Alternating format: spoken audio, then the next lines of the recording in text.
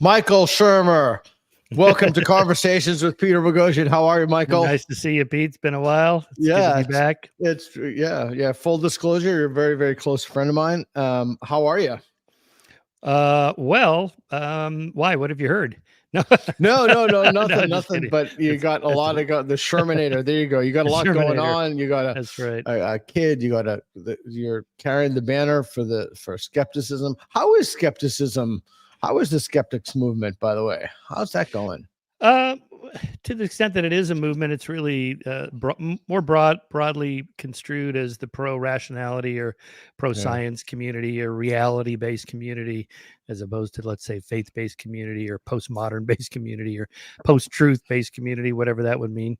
So more broadly, it's not just, being atheists, that seems to be a big thing for a lot of skeptics. I'm an atheist, but an atheist isn't actually anything. It's not a movement. It's not a position you take. It's just other than I don't believe in God, full stop.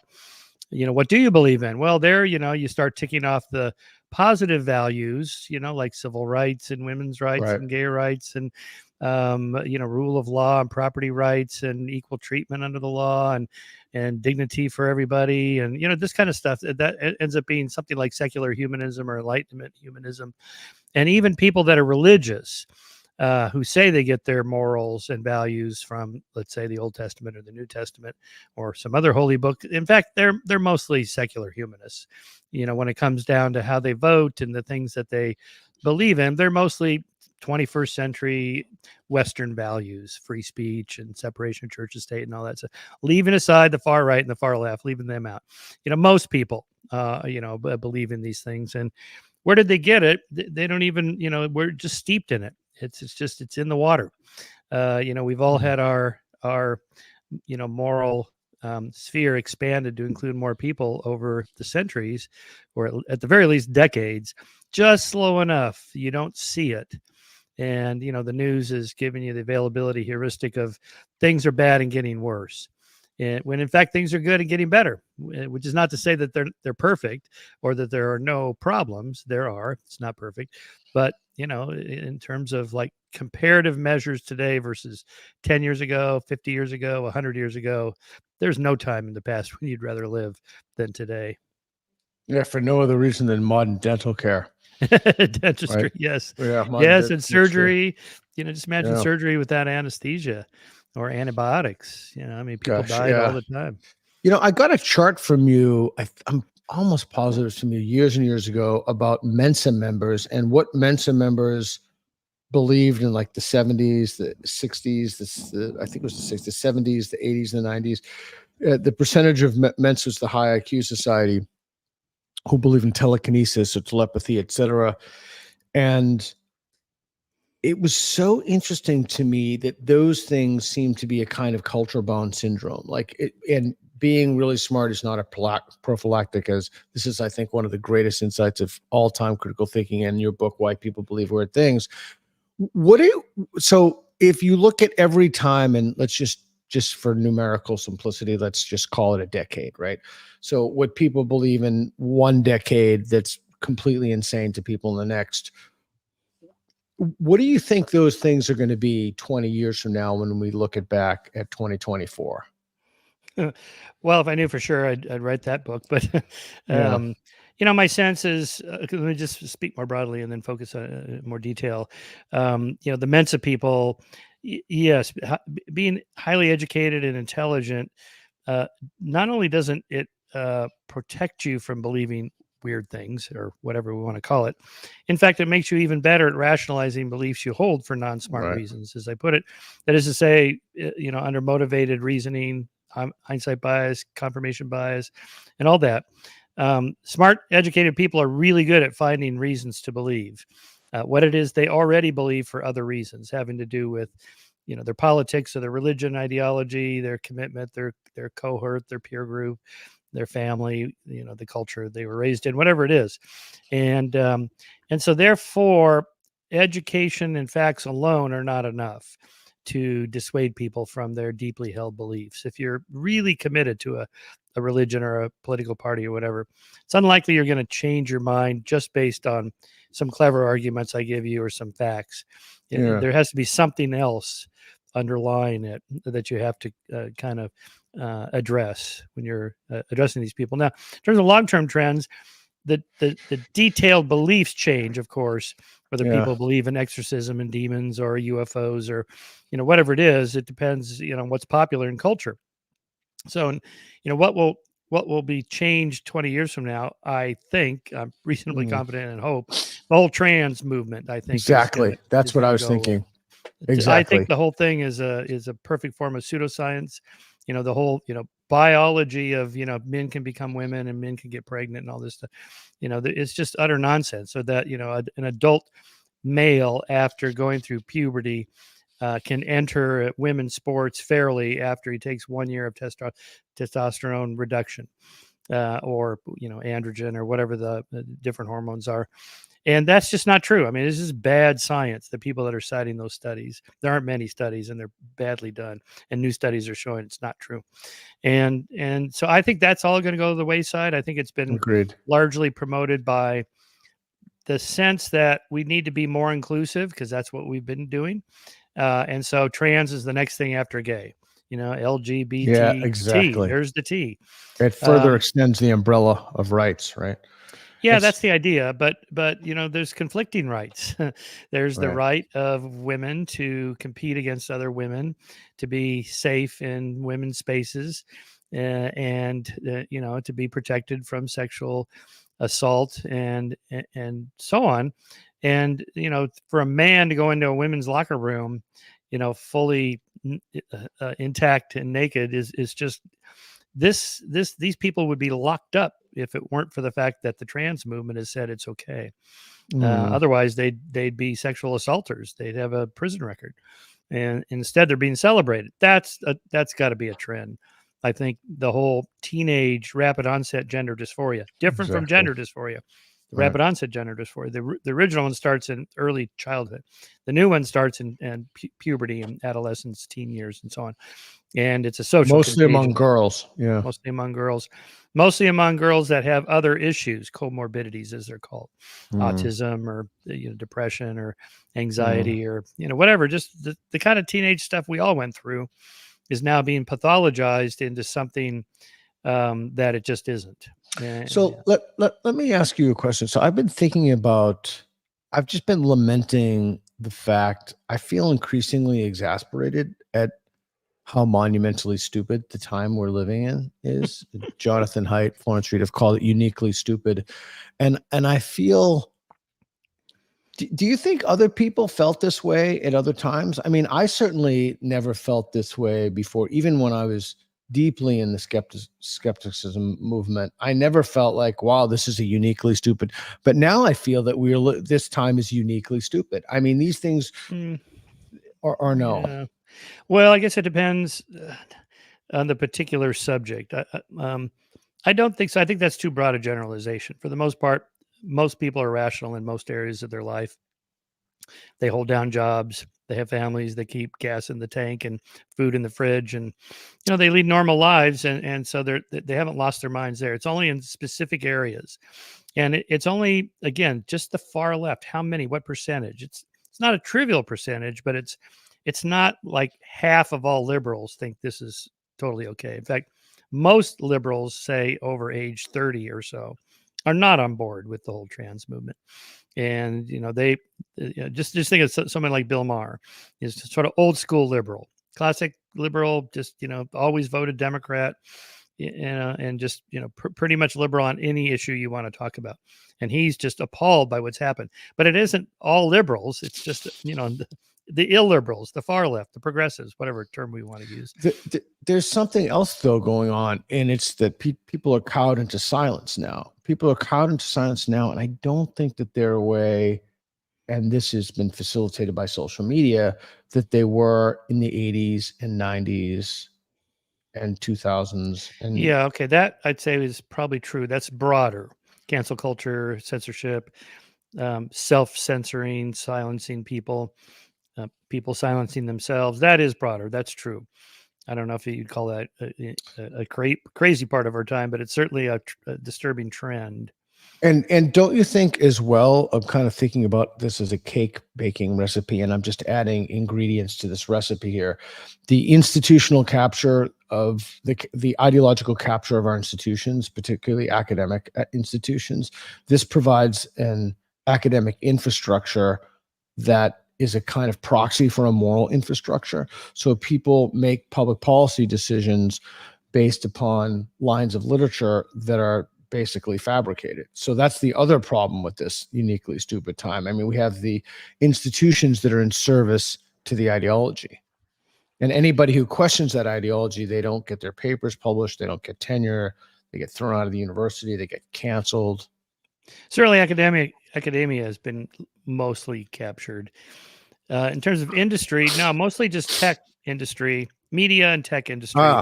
But that's the problem. But that's the problem, like Gemini and right. But that is the problem, right? That it's tech. It's not like, fishing supplies. That's right. I mean, if you look at the companies someone like Warren Buffett invests in, railroads and cement companies and things like that, they're not woke. They think this is all nonsense. They're not going. It really is just a certain subset of industry, in this case, tech. Even media, yeah, it's it's bad, but there's Fox News. If you don't want to watch CNN and MSNBC, just go over to Fox News. They're bigger anyway. Or independent media companies like Barry Weiss, or independent journalists and scholars like yourself or Michael Shellenberger and Matt Taibbi and so on. They're really making inroads into countering the woke media. And even the New York Times now has kind of come around a bit on the trans issue. Yeah.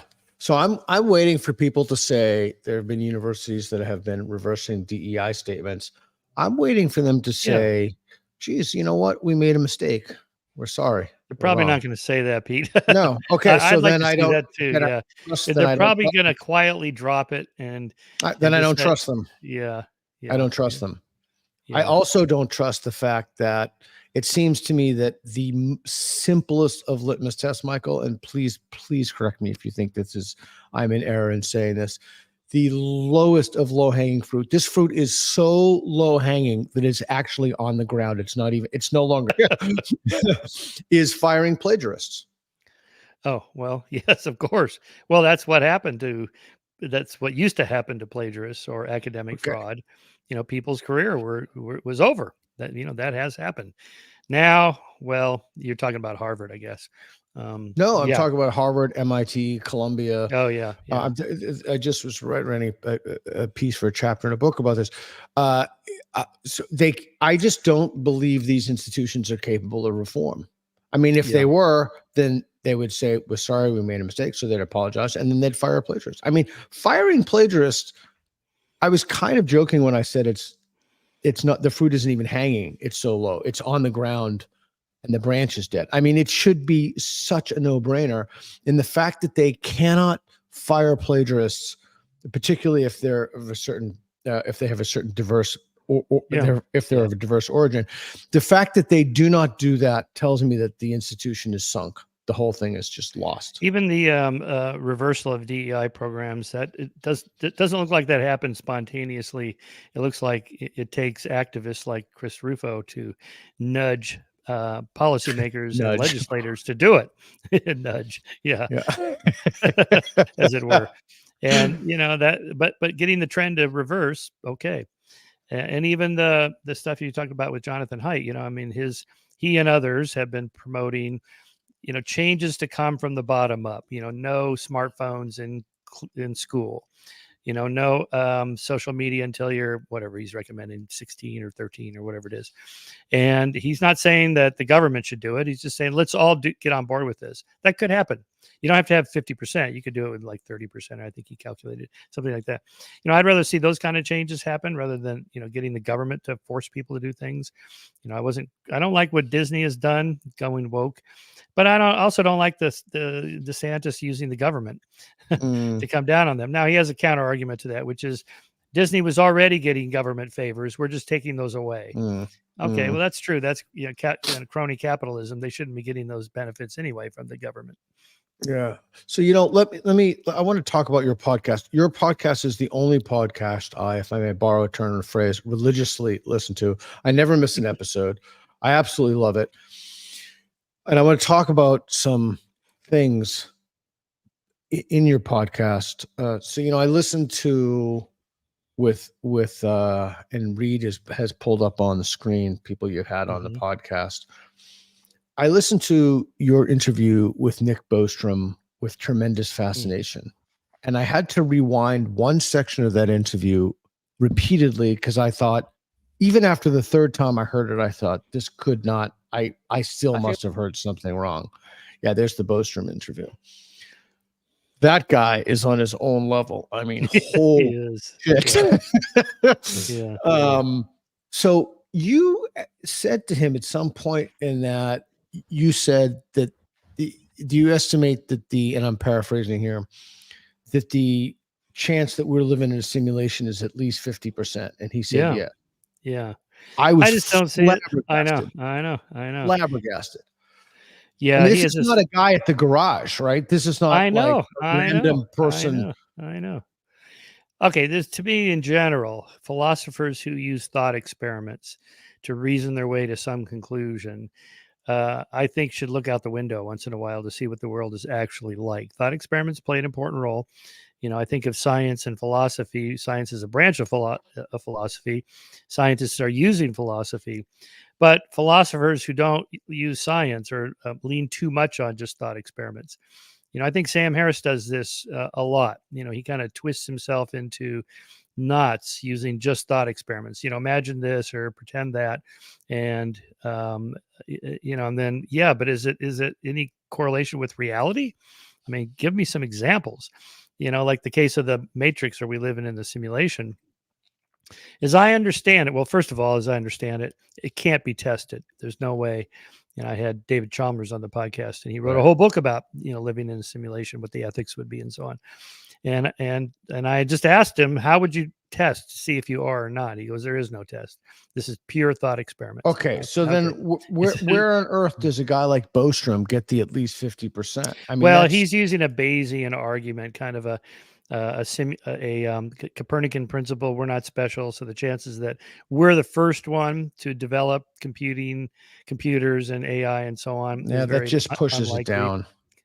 And therefore, we're more likely to be in the middle of the bell curve. So half of all civilizations will be ahead of us. So I just say, stop right there. What civilizations?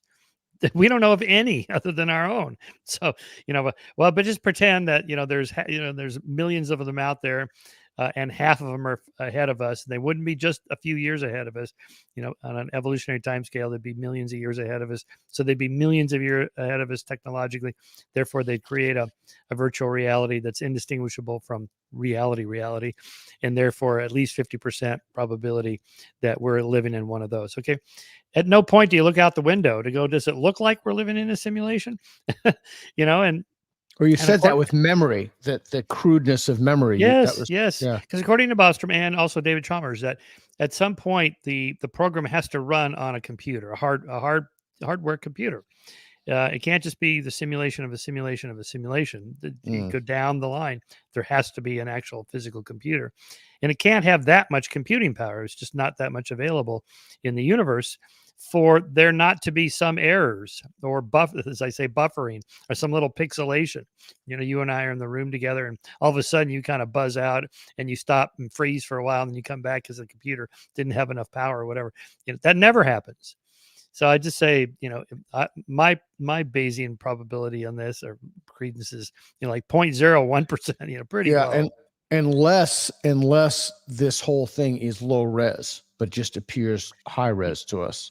I mean, you could always jerry rig the conditions, but I honestly, so I want to talk about that. So I honestly do not understand how a guy like Nick Bostrom, of all people, gets to 50% minimum like that. Like, I'm not buying that 50% half, and put it again. It just pushes the argument back. But one thing, the UFO people do this. They think that's a high probability based on the UAP videos, even though these are crappy videos. These are always terrible videos. Yeah. So that's like, again, grainy.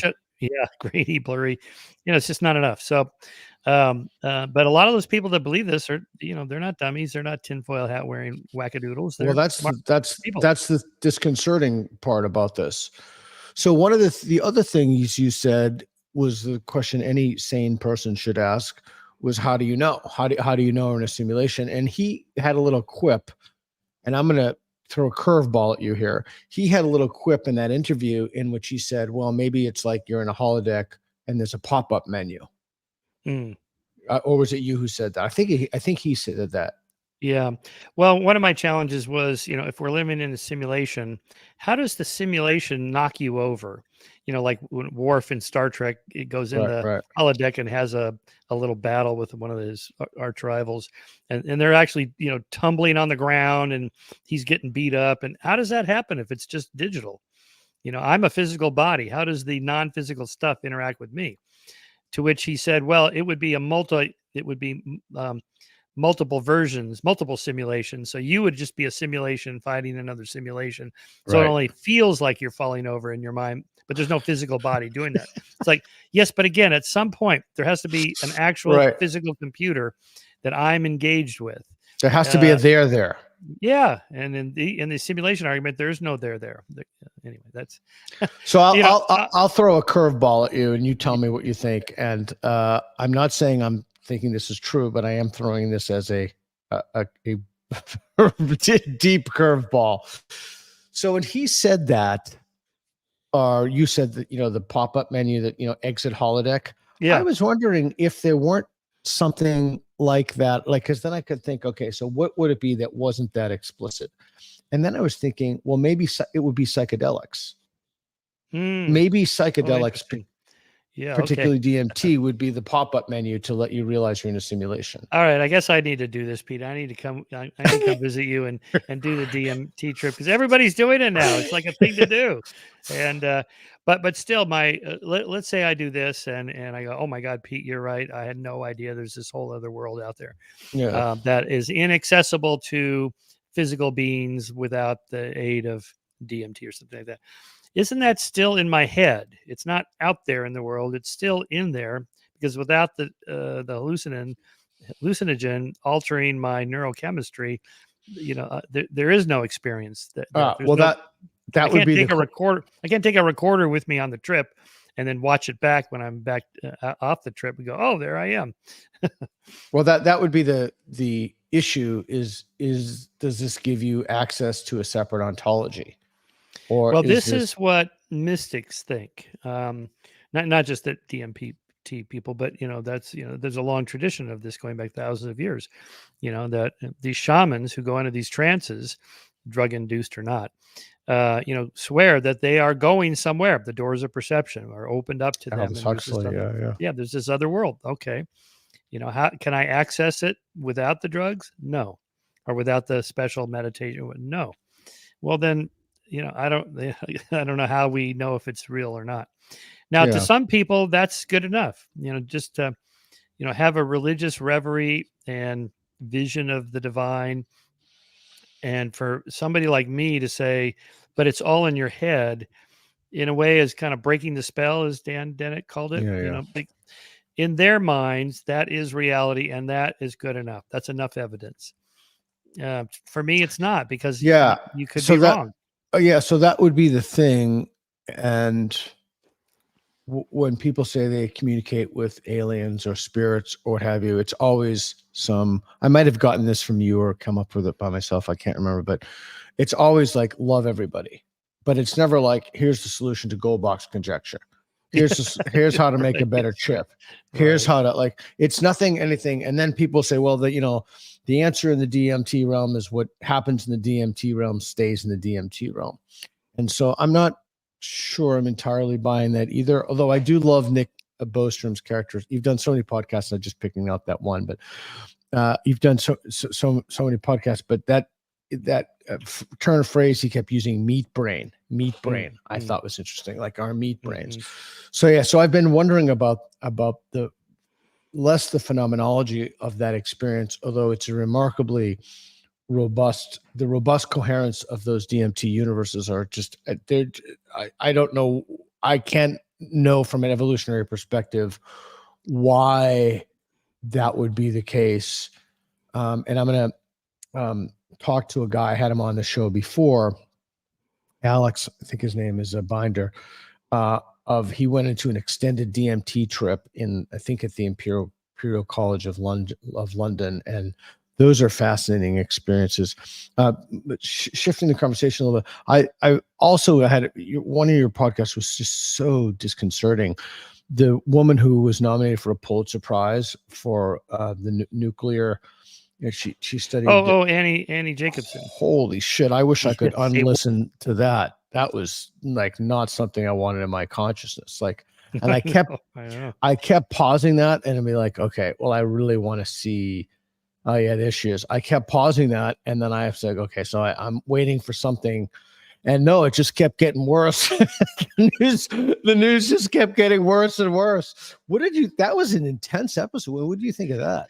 Yeah, I was glad to have her on the show. I loved the book. It's a subject I know a lot about. I've read all the popular books on it and a lot of the technical papers, game theory and mutual assured destruction and all that. But she really brings it home that this is what it would be like for you living on the ground if there's a nuclear weapon detonated nearby. Well, first of all, if it's anywhere nearby, you're not experiencing anything. You're just dead. Yeah. But for those of us, far enough away to survive, what life will be like after that. 5 minutes later, an hour later, a week later, a month later, 10 years later, 1,000 years later. It's huge. There's a reason why no one's used them since 1945. You can't use them. They're not made to be used. Even the battlefield, tactical nuclear weapons, you could use them. But the fear is their escalation up to, actual full scale nuclear weapons. That can never happen. And, I'm pretty sure Putin will never use the nukes he has. I'm pretty sure China has told him, you're not using those. I don't care what happens. You can't radiate the world. We have things to do there. You want to live in Ukraine, right? You can't nuke them and then go live there. Yeah. And when she said in that the worst case scenario is that a nuclear bomb attacks a nuclear reactor and the Russians are already firing it. Yes, right. Well, that's not far from me. The Diablo nuclear power plant is just, I don't know, it's 80 miles up the road here from Santa Barbara. And it would be consequential on many levels. Consequential, to say the least. That's consequential. I love that buffer. Consequential. I am hoping enough people read her book. Of course, she is too as an author. That it leads to more talks for reduction. Now, Putin's not in the mood for talking about reducing anything at the moment, but in the long run, maybe. It used to be about I think it was 70,000, 75,000 total. It's down to around 10,000 now. Really need to get it down to around 1,000, under 1,000. Sagan calculated that under 1,000 nuclear weapons would not trigger a nuclear winter, and therefore we could survive as a civilization. Not that this is a scenario anybody wants, but at least that's a goal to aim at. You a long time ago, I listened to your podcast when I'm walking around foreign cities usually, so it's pretty wild. It's a familiar voice to me, but I listened to I think it's Michio Kaku. He's a buddy of yours, isn't he? Yeah, Michio. Michio, yeah. I listened to his podcast about quantum computing. Holy crap! This happened. That's just the craziest thing. And my buddy was telling me, the philosopher Tim Van Gelder from Australia was telling me about. That was a great podcast. And another friend of mine was telling me, not Tim, was telling me that many of the tech companies have reduced their spending or cut employees. And he said, guess why? This guy is really situated to know, he's in the know. And I said, well, it's obvious they're, putting it into, Chat GPT is writing code. They get rid of coders, are putting in AI. He said, yeah, what's the other thing they're putting it into? I said, I have no idea. He said, quantum computing. And that is just, what is the expression? Queerer than you can suppose. Totally. There's a quantum computing lab here in Santa Barbara. I think it's run by Google. Michio was here actually doing some filming for a show about that after his book came out. We're not there yet. Apparently there's, some big hurdles. How do you, compute at that level, at that temperature, I guess. This is a problem or something. I'm just out of my realm, but yeah, but a game changer, mostly for the good, developing drugs for medical problems, for example, where a drug company would have to spend 10 years and $10 billion running experiments. The quantum computer could run it all in, a couple hours. Just all the possible molecular structure combinations to have the effect you want in drugs. A quantum computer could do that in no time, whereas it would take drug companies years and years to do. So things like that could be a game changer. I tend to think of AI like that in quantum computing along the mostly positive lines. These are going to be good tools. Well, what about the negative things? This bad thing could happen, that bad thing could happen. Never underestimate the power of the government regulators to step in and slow the wheels of progress down. They do that all the time. So, I'm not too worried about a runaway effect in doomsday. When I listen to all these podcasts, I don't know how many hundreds of podcasts have you done? Oh, let's see. I think we're up to like 420 now, something like that. That's nothing. Rogan's got 2,000. Yeah. I'm always, and then I want to talk about a couple of clips that Reed's going to pull up about from David Deutsch. I'm always struck by your unbelievable recall of books. Like, it just blows me away. Like, you have a recall that I don't have.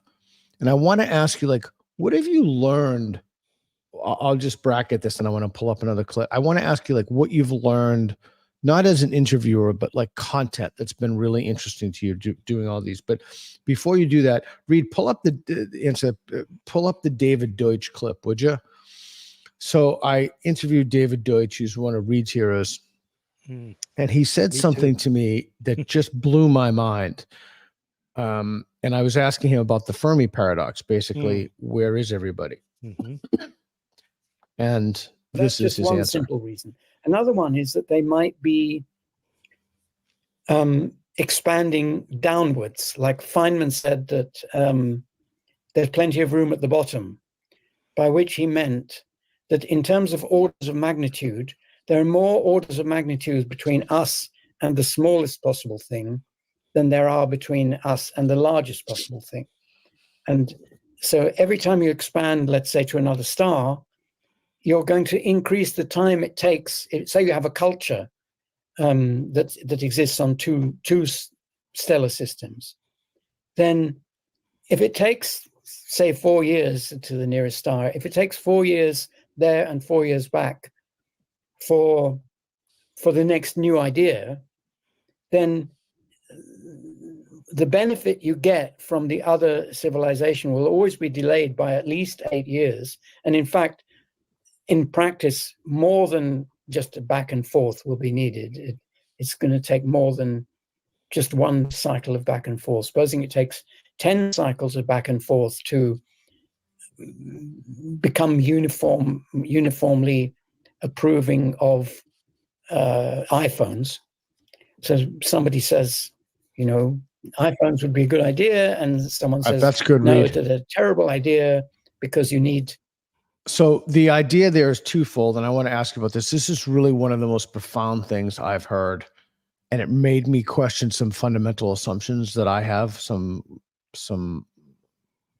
base views of things.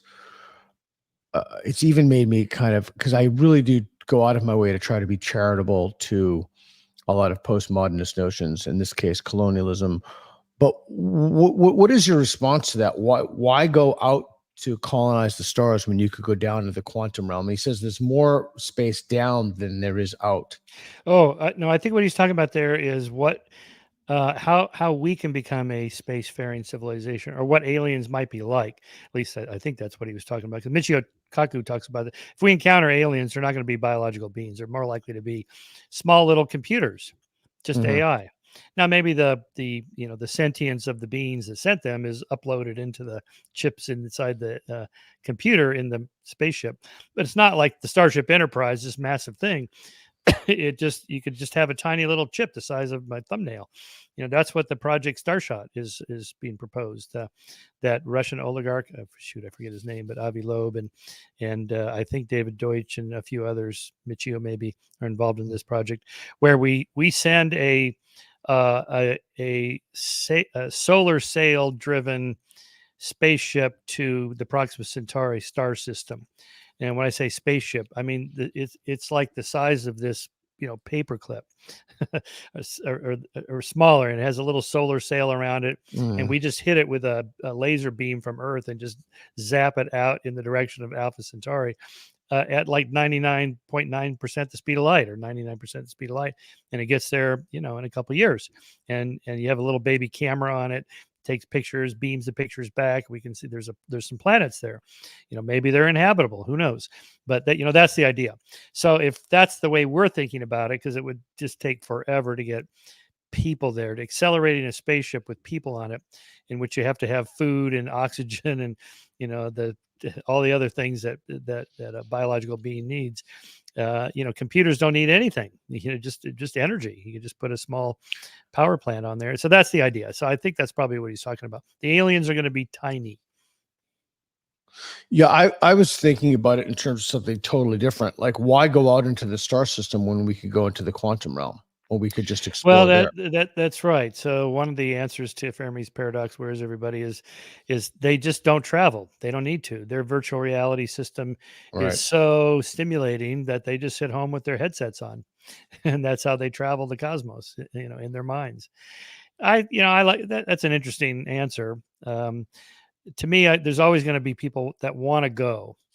Just like Elon's, he's not going to go, but there's tons of people that have said they would go to Mars on a one-way trip. They're never coming back. Lots of people said, I'll go. So there's plenty of people that don't care about coming back. And that could surely, if there's aliens, there'd be some of those that want to travel. So why aren't they here? Of course, the UFO people say they are here, but they're not. So where are they? Okay. Maybe it's just empty space. It's just so vast. They haven't found us yet. They are out there. They're exploring the solar systems and the galaxy and so on, just like we're starting to, and they just haven't come here yet. It's just there are not that many of them, and they just haven't found us. That's one answer. Yeah, the Great Filter. There are a lot of answers and a lot of responses to that. Carl Sagan's "What if we're the first?" Someone had to be the first. That's right. But all you'd really need to satisfy that Drake equation was just one civilization that went hog wire and expanded. I remember when I lived in Portland, I went to OMSI, which is the Oregon Museum of Science and Industry, and I went to the planetarium. This was a long time ago, and they showed I think it was the middle star of Orion's belt, or the middle, what we perceive as a star. And Orion Nebula, just below the center star. Yeah. Right. It totally blew me away because it kind of took us on an imagined journey into that. And there were like trillions of but we just perceive it as a star to our naked eye. So I think most people are laboring under, that's the phenomenological account, like the star, the globe. Plato's Timaeus, he talks about the demiurge, and he talks about these things as globes, glowing globes. Doesn't say stars. Didn't have that. Was way before Copernicus or lens technology or anything. I find that the Fermi Paradox to be fascinating. I just had a guy on who's a organic chemist at University of Toronto, a friend of Peterson's, and he was telling me that all life had to have its roots in carbon, and he explained it to me because of its complexity. Have you heard that argument before? Yes. Yeah. The carbon-based is a good system for building complex molecular-based machines. That is, organisms. Why not silicon? I guess that's a possibility, but it's not as good as carbon. I forget what the argument against silicon is, but it wasn't as good as carbon. There's no other candidates that we know of. It's always good to say that, because life could take on different forms. You're just talking about what do you mean life or intelligence or something like that? It's just computing power of some kind. You just need atoms and molecules. Maybe there's ways to do this without a biological medium. Yeah. We're always limited by just our brains and how we think and our culture and how people, 500 years from now, who knows what people are going to come up with. So do you think there's any relationship between, I'm almost positive I know you're going to say it, but I'm asking anyway. Do you think there's any relationship between how technologically advanced a society is and how morally advanced society is? and I guess bundled with that is a kind of contrapositive. Do you think that there's any relationship between like primitive tribal societies and primitive moral systems? Interesting. I guess I'd use the broader term of just science and technology, of just knowledge. Go back to David Deutsch. His great book is The Beginning of Infinity. With the right knowledge, almost anything is possible. That anything that doesn't violate laws of nature is possible if you have the right knowledge. That's all you need. It's just information. And so from there you can build not only better science and technology, but better social systems. I mean, democracy is a technology. It's a social system designed to solve human conflict problems, in which all of us participate, and you have divisions of labor and divisions of power and checks and balances and all that stuff that's absolutely needed, that autocracies and theocracies don't do. They just can't solve that problem. If you're lucky, you get a benevolent dictator or theocrat, and life isn't miserable. But for the most part, most theocrats and autocrats are not good people. They're sociopaths, psychopaths, narcissists, Machiavellian, the whole thing. They're mostly not good. So democracies have spread because that's what people want. So I would say there's progress along those lines, along with science and technology. That is the discovery of what people actually want. Okay. We can do this through history or social science or whatever. What is human nature like? Well, that's what social scientists do. All right. So I this is going to seem like it's a circuitous route, and it is, but I have a point in asking this question. Now, your new book is Truth, What It Is, How to Find It, and Why It Matters. Congratulations. Who's your publisher for that? Johns Hopkins University Press, the same group that did my, on that site over there, conspiracy book. There it is. Excellent. Excellent. Yeah, they're great. They're a great publisher, really good production values and great editing and so on. So the Truth book is kind of the larger version of that. The subtitle of conspiracy book was Why the Rational Believe the Irrational. So here I'm talking about not just conspiracy, but anything. Why do people believe anything? And what do you mean by belief? And knowledge and certainty and facts and science and what do these things mean? So I really take basically 35 years of a career studying these things and then applying it to lots of different areas, starting with this idea. What do you I believe in democracy. I believe in the theory of evolution. These are different things. I don't believe in the theory of evolution. It just is. You accept the facts of. Yeah, accept the facts of. I think there are certain truths in other areas that are different than empirical truths. Like examples I use, you've heard me say, what's the correct percentage of immigrants we should allow in? 1%, 10%, 50%. There's no correct answer. It depends what the goals of a society are and that sort of thing. Or what's the correct upper income tax rate? 70%. It used to be in the 50s and 60s. Now it's, I think, 37%. What's the right number? There is no right number in the same way. Like, what's the current CO2 levels of the atmosphere? It's a very different kind of thing. And then in terms of religion, back to your ayahuasca or DMT and mystical experiences, I think religious truths are in a different realm. Along the lines of, did Jesus die for your sins? That's not an empirical question. It's just you either believe it or you don't, because that's your religion or it's not. Or Jesus was resurrected from the dead, or Jonah lived in the belly of a great fish for 3 days. These are stories. And I think they're better served if they're treated as like literary truths. That is, you would be insane if you asked, is there really a Middle Earth that is described by J.R.R. Tolkien in The Lord of the Rings? People go, what the hell are you talking about? Is there really? Right. Where is this Middle Earth? It isn't anywhere. It's in his head. He made it up. But you're missing the point of the story. Or were there really brothers Karamazov in 19th century Russia? Was there really a Shylock in Shakespeare's time? No. Yeah. But so I've been trying this out, Pete, and maybe you can tell me why it's not working. With Christians, they claim that the resurrection had to literally happen. I mean, Jesus was real, he was a real person. He was really killed, and he really rose from the dead after 3 days. Not metaphorically, not mythically, not psychologically. Literally happened, as if tomorrow is Friday and today is Right. Thursday, and I just Right. know that. And I just think that's a mistake. But I'm not sure why they insist it has to be literally true. Well, a lot of reasons. And again, I can't second guess the psychology of folks, but it's necessary to receive eternal salvation and eternal life. And so Yeah. that they would have to believe it's literally true, or that they wouldn't be given the great prize. That would be one reason. I think that's right. Yeah. I tweeted this yesterday because was it somebody said Ben? William Lane Craig.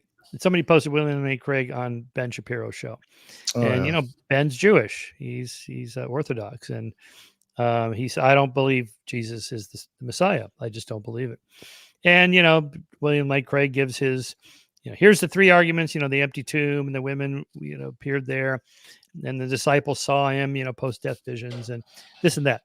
Okay, well, Ben knows those arguments.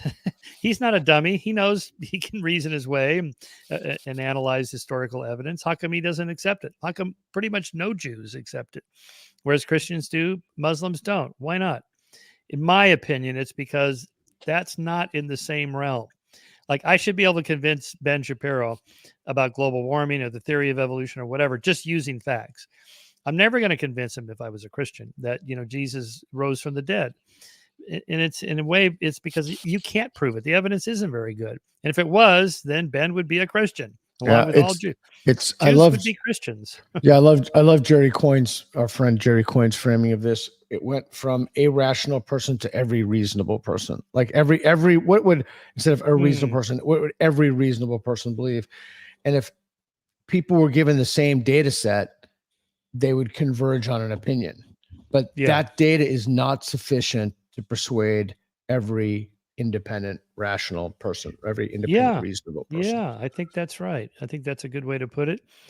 I mean, Jews, they believe in the same book, at least the Old Testament. They believe in the same God, Yahweh. They even think there's going to be a Messiah. They just don't think the carpenter from Nazareth was the Messiah. That's not what the Old Testament says the Messiah would be like, says Ben and Jews. So William Lane Craig, I don't want to say he's wrong. It's just that, dude, you have a different religion. That's it. Believe it if you want, but don't believe it because you think it's empirically true. Much like, well, he is making a claim. Well, that is his claim, right? That is claim that is true, and it's not just true for him; it's universally true.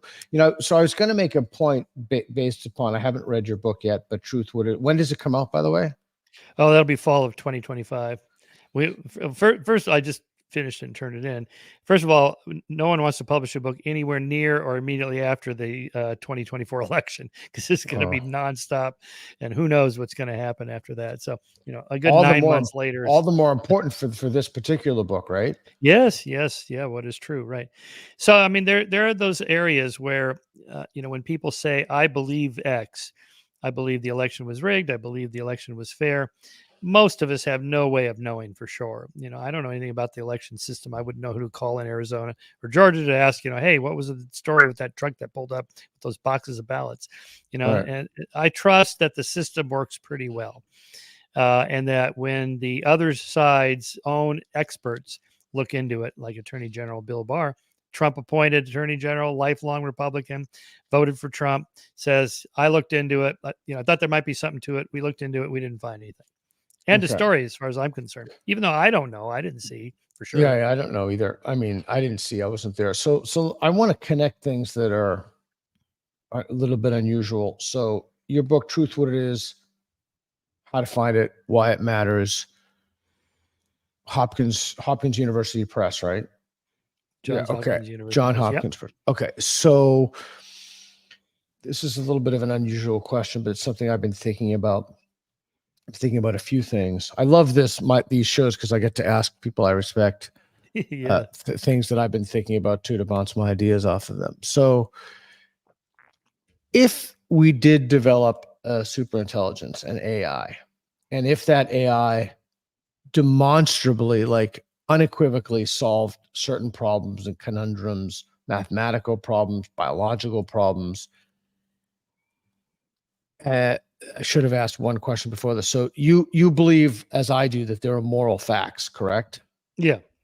Okay. And what if that superintelligence told us that there are certain moral facts that absolutely do not accord with your intuitions? The same supercomputer, by the way, that solved these age-old puzzles that we've been working on. Would you believe it? That's a great question. Yeah, I guess I would want to know what its reasons were. Not just like divine command theory, God said it's bad or it's good or whatever, but that, okay, the AI says X is, the AI said pro-choice is the right position on the abortion issue, or pro-life is the right Okay. position. Oh, really? How did you arrive at that? What are the arguments? Okay. And So then, can we do, if it's okay with you, can we do a little role Yeah. play and I'll be the Sure. AI? Is that okay? Okay, sure. Okay, go ahead. So I'm gonna tell you, like, let's see. Well, like geopolitically, we need to give the island of Taiwan to Jordan. It would be like something like that, and then or some moral, like, give me a moral position you hold on a scale from 1 to 10 with a 9 confidence, like abortion in the first trimester is acceptable, or. Oh yeah, sure. Yeah, that's right. Okay, That's so a good one. Yeah. what if it says it can either say abortion is immoral altogether, or abortion should be allowed in the 3rd trimester. So we could do either one of those. So I'll be the AI. Let's do a role play. Okay. So what's your you start? Oh, yeah. I start. So I'm telling you. So I will tell you that abortion should be allowed 1st, 2nd, and 3rd trimesters. This is a moral what about fact. okay, it's a moral fact. What about the moral fact that the fetus is largely a sentient being by the 3rd trimester, and so you're killing it? That would be murder.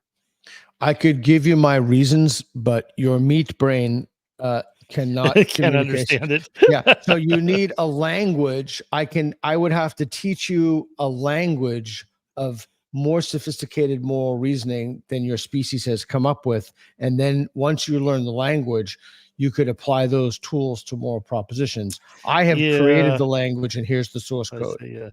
Still an argument from authority, whether it's a deity or an AI. I once heard that argument when I was debating Frank Tipler about the physics of immortality. We're going to live forever, and here's why. So he has a whole long, complicated set of arguments that I could follow in words, but then when I wasn't buying it, he said, "Well, Shermer, if you understood the quantum equations at the end of the book, you'd see I'm right." It's like, yeah, well, Frank, I don't know quantum physics, or general relativity, whatever it was. So I'll ask somebody who does. So I did. I asked Kip Thorne at Caltech. He goes, "Nope, that's not what those things mean." I'm like, "Oh, okay." So I would want to ask the equivalent of your AI, some other AI that knows what that AI knows, and see what if they respond. Okay, so here's another AI right next to it, sitting on the same countertop, and the AI says, "Yep, I've learned the language. There's no question that these propositions are true." And again, remember, this AI has done all these extraordinary things. Would you then accept? I don't know, Pete. To me, it still feels like it might be in a slightly different realm. I mean, if you say, well, it solved Fermat's last theorem or whatever it would be, Goldbach's conjecture, something like that.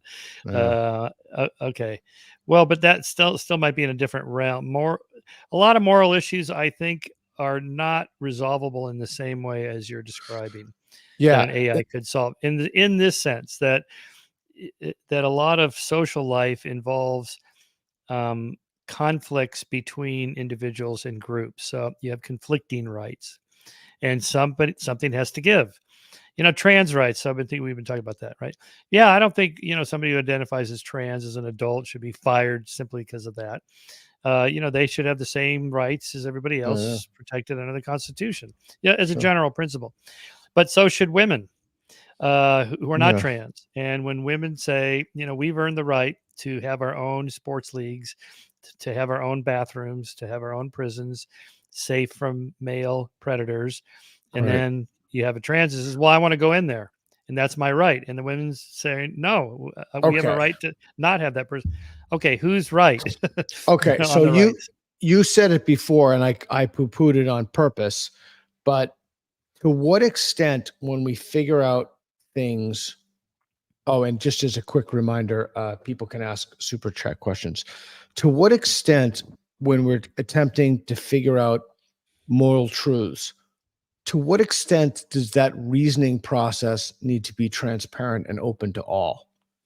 Like, Completely. Yeah, it's got to be open. It's got to be yeah, I mean, transparent. it would have to be transparent. That's why I tried to cheat your question by poo-pooing it by saying, well, it has a special language that you have to learn. But so just because somebody has a moral intuition for something, that isn't sufficient. Right. That Canadian shop worker with the inconceivably large breasts, Reed, put that man on who wore the insanely large prosthetic breasts. You know who I'm talking about? I know what you mean. Yes, yes. Yeah. So Matt Walsh did this hit piece on me, and of course I invited him On to you?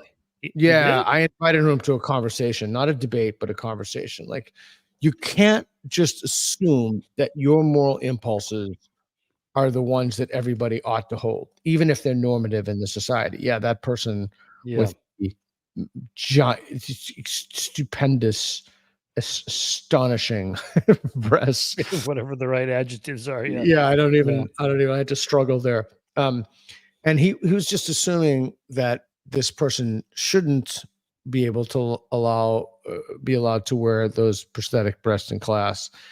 And I said, basically you need to make an argument for that. You can't just assume that because and I think it's the easiest argument to make, but you can't just be the moral hegemon and assume because your feelings are particularly true.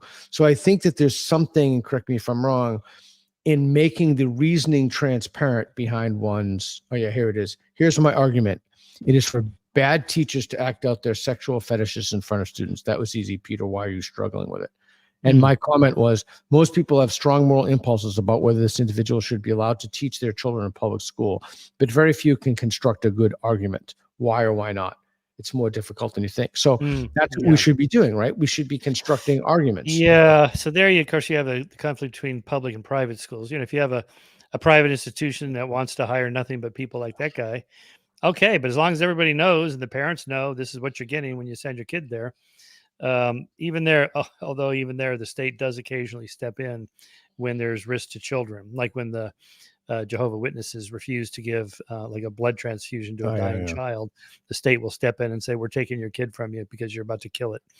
But those are edge cases. I think for the most part, those things, if you want to teach creationism in your school, and you're a private Catholic school or whatever, no, Catholics don't do that, but a private evangelical school. Okay, fine. As long as everybody knows and the parents know your kid's going to be taught this, then why should the state, or why should I, who don't believe any of that, have anything to say about that? The problem is, so Matt's referring to public schools. There you have, it's a little trickier because all the taxpayers should have some kind of say. And, there is no federal education department that determines what the curriculum is. It's done by state and county and local jurisdictions and so on, teachers unions and whatnot. So there, I don't know. But I don't see why. Why was he upset with you? Oh, that you wouldn't immediately.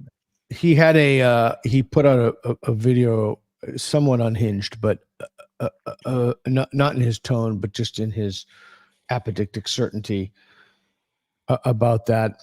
I don't want to talk about Matt Walsh much longer.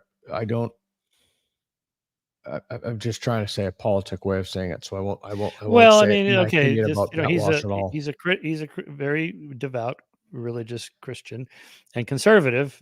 I don't know. To me, as long as that's what you're getting when you're watching Matt Walsh, okay. It's the same thing with Ben Shapiro. He's a religious Jew. That's what you're going to get when you go to his show. That's like people complain about Rogan. How come he didn't have on these other people to counter whoever? Like Robert Malone. How come he didn't have somebody back? Well, he does sometimes, but you're not watching 60 Minutes when you're watching Joe Rogan. Okay, so that's interesting. So I had a physician on, if you could pull up this clip from FLCCC, and he made some pretty remarkable claims. And I'm not a physician. I have no domain-specific expertise in this whatsoever. And I remember the criticism that people have been really vociferous about is that, that's the clip. I thought, what is this group? FLCC, what is it? First Frontline COVID Response or something. Oh, okay. All right. I Yeah, don't know what that is, it's but- Chris Matheson. I really like and respect Chris quite a bit. All right. So I had this conversation with him, and I said to him several times in this video, I said, okay, so who could I ask because I'm not qualified to rebut this. I'm not even qualified to really substantively push back. I just don't know enough medicine. And I also don't pretend to know things I don't know. And I think that's very difficult because we live in a society in which people pretend to know things they don't know. And I put out repeated public calls on Twitter, Frontline COVID Critical Care Alliance. That's what it is.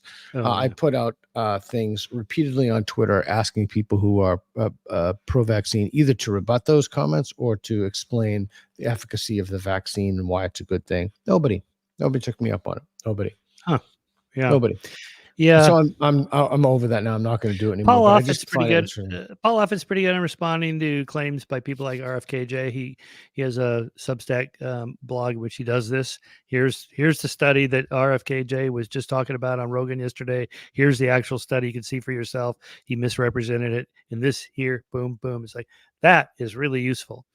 Now, but again, this isn't what Joe does. He doesn't spend all morning preparing and getting notes and doing research and having opposing guests. That's not what he does.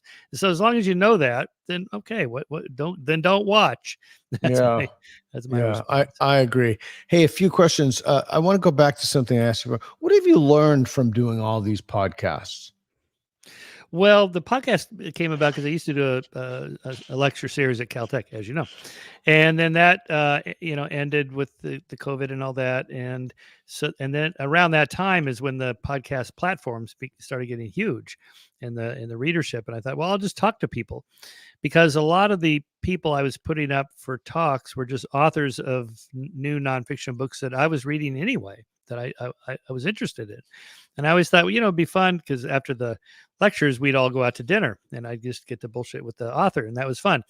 And then now with the podcast space, basically I get to just talk to this guy as long as I want. Like it's like having him over for dinner. Now, if I had a big enough audience and enough money, I'd bring him in person like Rogan does and sit there with whiskey on the table and whatever and make it a party. But we're not there to do that yet. But anyway, basically I just get to talk to people who are experts in subjects that I'm interested in, but I don't know that much about.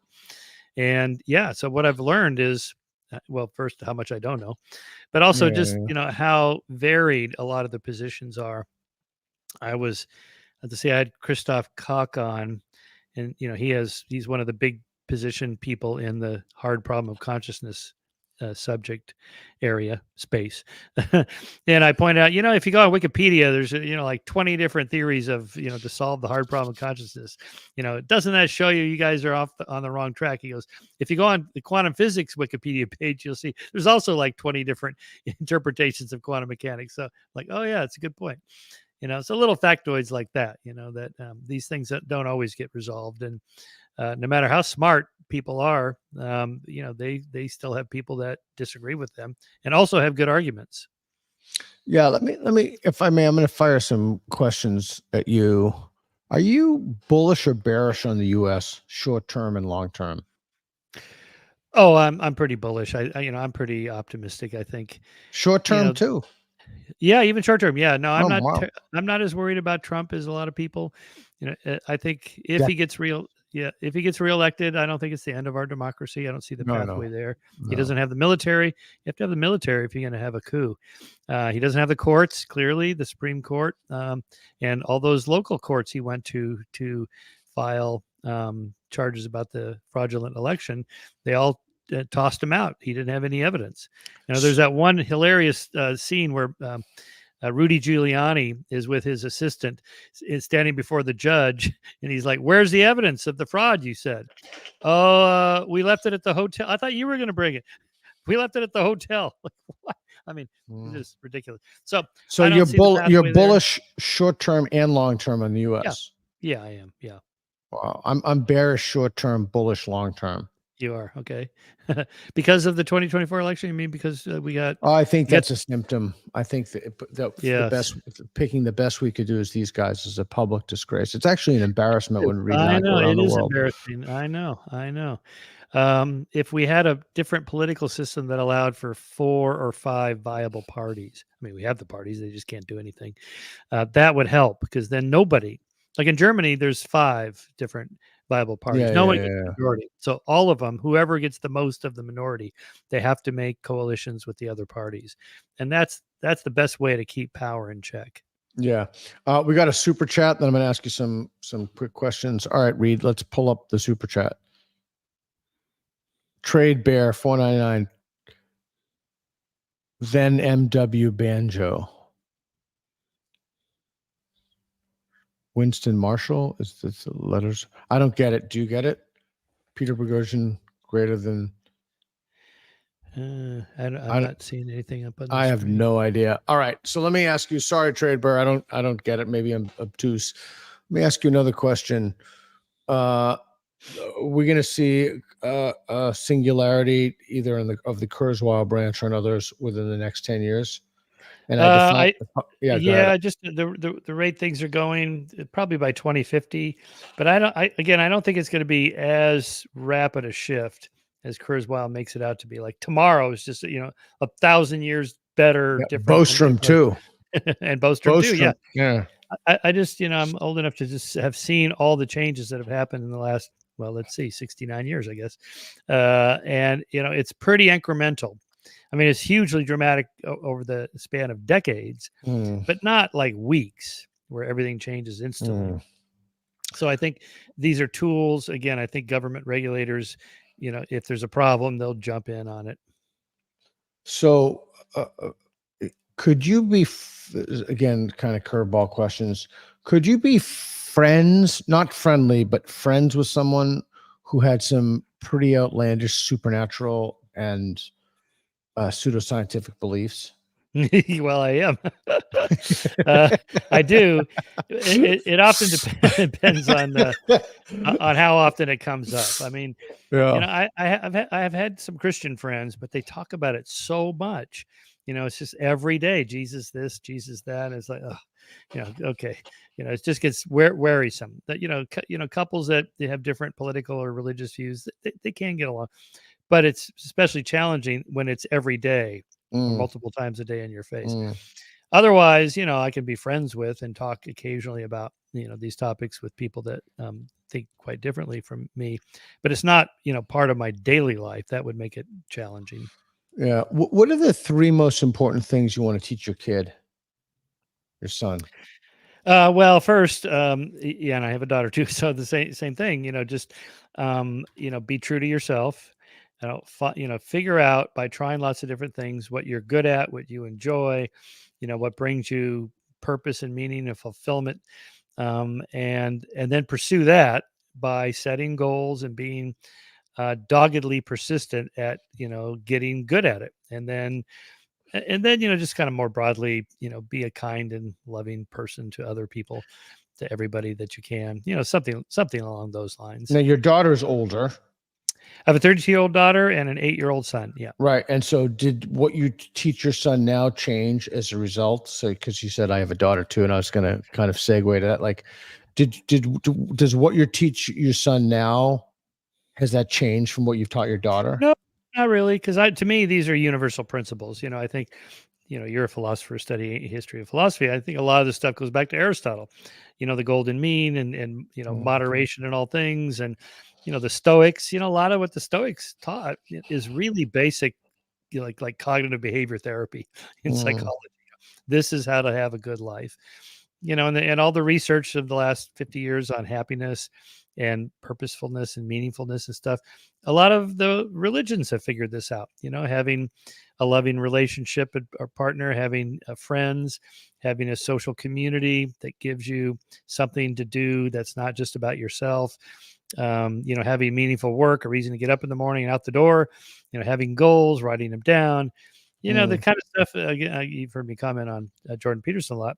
I think one of the things that resonates with people, why he has such a massive audience, is he's basically saying all these things that have been said for thousands of years, but in a way that I guess maybe resonates well with 21st century, particularly young men.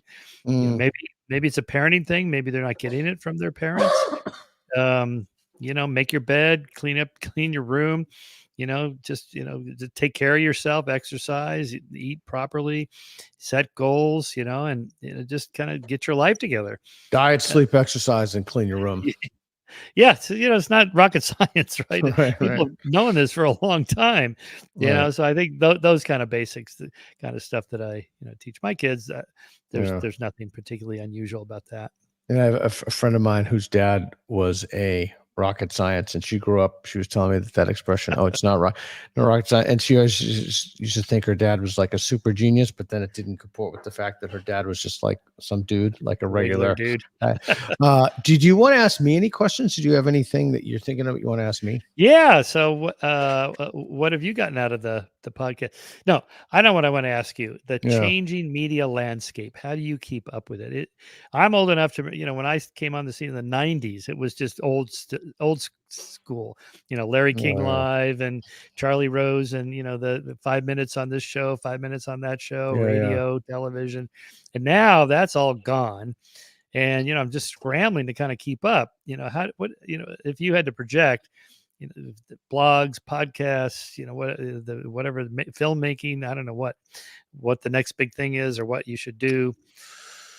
Yeah, I think we'll see a continued fracturing of the media landscape. I think that legacy media will ebb and flow, but my thinking is that it's over. The free press, the Barry's outlet is just massive right now, and small independent content producers distributing content that's localized in the sense that it's targeting. Remember, there's an episode of Babylon 5, the sci-fi show, where people walked over to the newspaper stand and told them exactly what kind of news that they wanted. And at the time when I saw that, it's like, wow, that's revolutionary.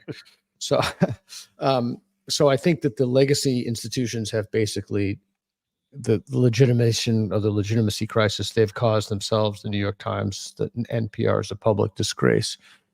I mean, it's just such a profound disappointment to so many of us. Yeah. Used to listen to it now. The new And also CEO. the speed of it. I mean, when I did know. I did a monthly column for Scientific American for 18 years, 214 consecutive months. And that was a lot. To me, it's like, oh boy, I finished that one, turned it in. I got a week off, then I could think about it for another week and start writing, turn it in. And then now it's like every week, every day. You should be posting every day. It's like, whoa.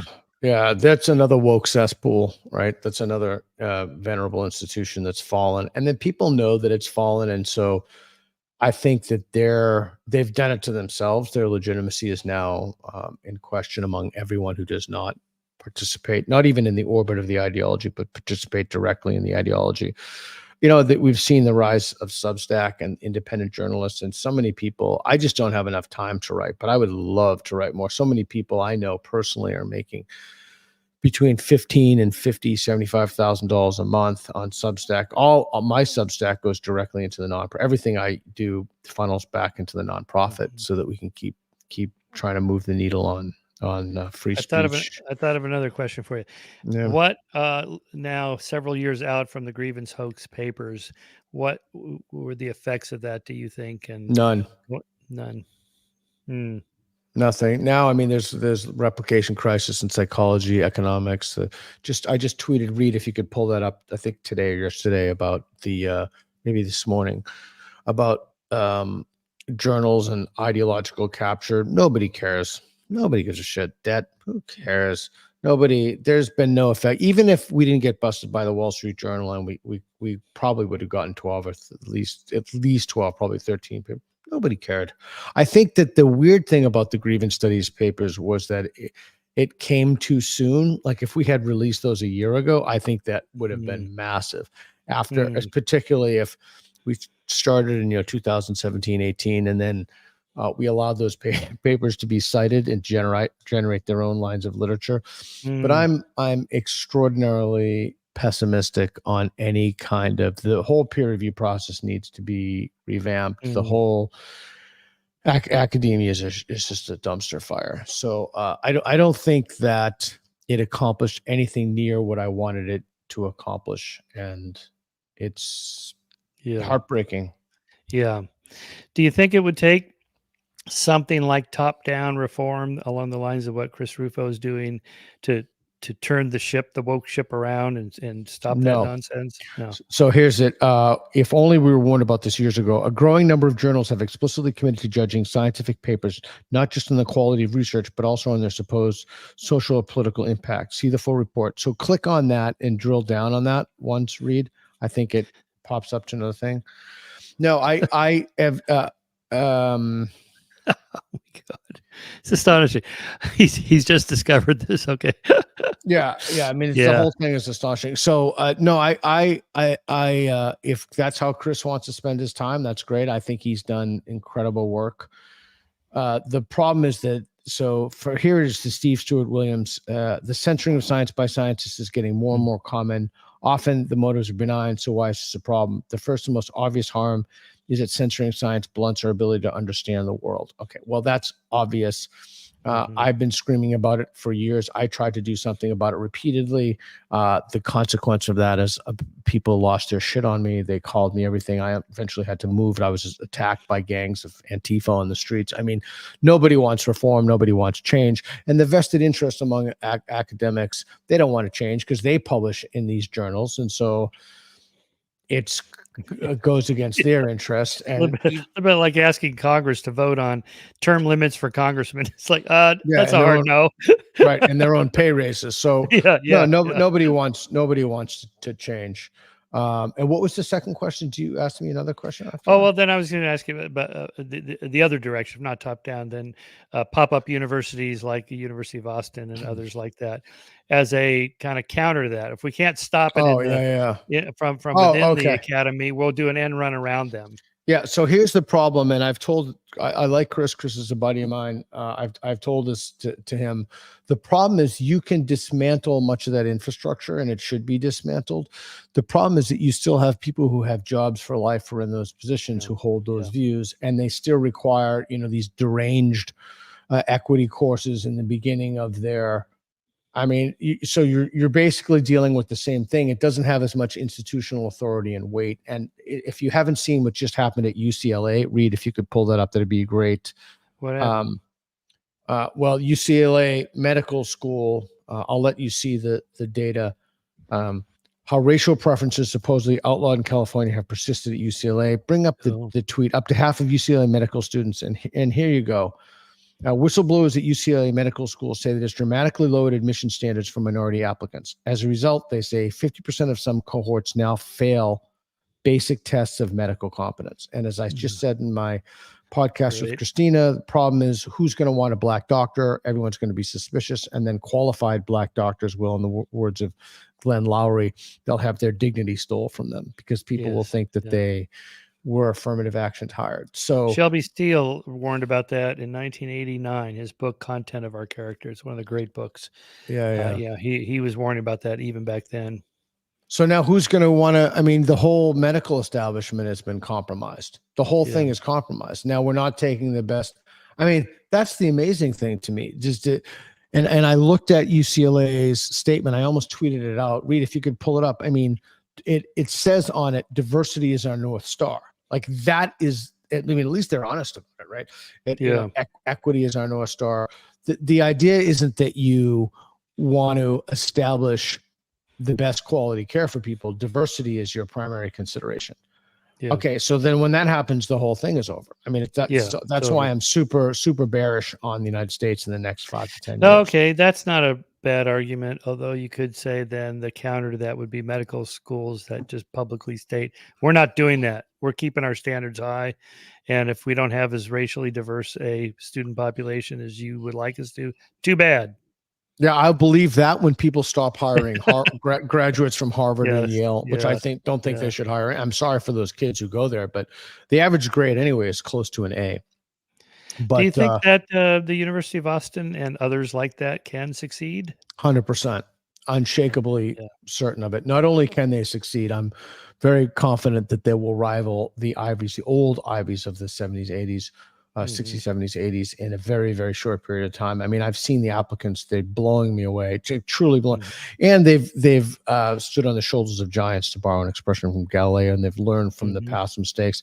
And I think Ralston is on that path as well. I think there are other excellent institutions that are now popping up. People have asked me to consult. I can't. I'm too busy. But yeah, I'm super, super bullish on the University of Austin, and I see it because I participate regularly in those events and read. Well, historically, that's what religious groups have done. They've formed their own Liberty University is pretty That's big correct. now. There's University of Grand Canyon University, is that what it's called? It's also Christian.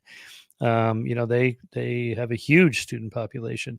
Pepperdine University, where I went, that's a church your high school. college. Yeah, that it's got a pretty good rating now as a liberal arts college and so on. So the model is there. It can be done. Lots of people have done it. Historically black colleges, another example. And here it is. Here's my my tweet to the fact that about the diversity hire. This assumes medical competence is more important than diversity, right? And there's their mission. And you can even see, again, they're not hiding it, what they believe. What does it say? It says diversity is their North Star.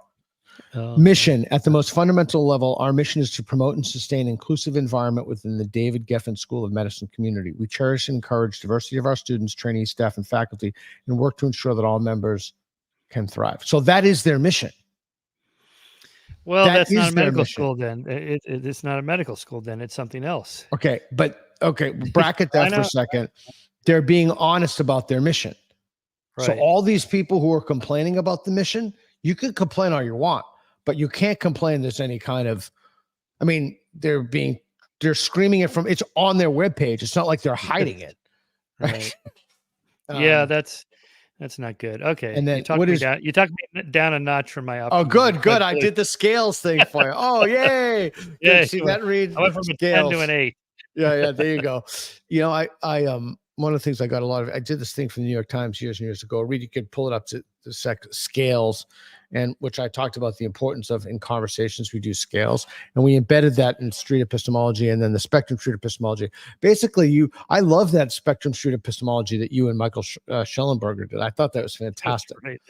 That was fantastic. Yeah, that's so good. That is so good. Yeah, and it's funny. Really, because it moves people away from extremes. Like, can you come down a notch? Yeah, I can come down one notch. And can you come this way one notch? Yeah, I can come with. And then all of a sudden, we're not as polarized. Yeah, there's a young me speaking in that for that New York Times thing. It's really good. I find that scales to be incredibly effective. Mm-hmm. All right, thanks, Reed. I can't look at a young me anymore because I want to go back in time. But I find that scales to be incredibly effective in conversations. And in spectrum street epistemology, you actually see the people move, the physical manifestation of belief, which is fascinating. Yeah. Do you have any more questions for me about anything at all? Well, let's see. We covered, the whole. Well, so back another thing you talked about. Yeah. That I'm not sure about. To what extent X is like a religion? Anti-racism, John McWhorter, it's like a religion, or wokeism is like a religion. And there's even that idea that with the rise of the nuns and the decline of the substitution hypothesis. Substitution hypothesis. But then on the other side, you have people saying, well, Trump is a cult, or MAGA is a religion. Yeah. I don't know. What do you think about those ideas? You were floating that around years ago, but sometimes it works, sometimes I'm not sure. I'm fascinated by the substitution hypothesis. Is that one? I just did it's my pinned tweet. If the only reason people reason people believe in the new gods is they stop believing in the olds, is there like belief just the inherent default, and what the content of that belief is? I don't want to say arbitrary because I'm sure it's subject to some kind of mimetic evolutionary process, but I don't know. I don't know the answer to that question. I think the answer is if you could do a survey of intellectual history and you could find out if that's frequently been the case. The thing that I've been fascinated about, I think I asked you this in my interview. I'm trying to ask this in a way that doesn't seem